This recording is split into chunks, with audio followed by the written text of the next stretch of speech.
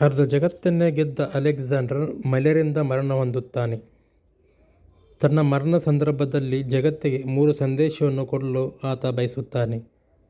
ಮೊದಲನೆಯದು, ತನ್ನ ಶವಪೆಟ್ಟಿಗೆಯನ್ನು ಈ ದೇಶದ ಶ್ರೇಷ್ಠ ವೈದ್ಯರು ದಾರಿಯುದ್ದಕ್ಕೂ ಹೊತ್ತು ಸಾಗಬೇಕೆಂಬುದು ತನ್ನ ಆಶಯವಾಗಿರುತ್ತದೆ.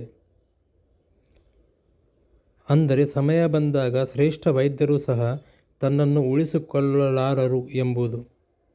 ಎರಡನೆಯದು, ತಾನು ಸಂಪಾದಿಸಿದ ಚಿನ್ನ, ಹಣ, ವಜ್ರ, ವೈಡೂರ್ಯ ದಾರಿಯುದ್ದಕ್ಕೂ ಚೆಲ್ಲುವುದು ಅಥವಾ ಎಸೆಯುವುದು. ಅಂದರೆ ಭೂಮಿಯಿಂದ ಬಂದದ್ದು ಮರಳಿ ಭೂಮಿಗೆ ಮರಳಿಸಬೇಕೆಂಬ ನಿಜಾಂಶ ಅರ್ಥ ಮಾಡಿಕೊಳ್ಳುವುದು.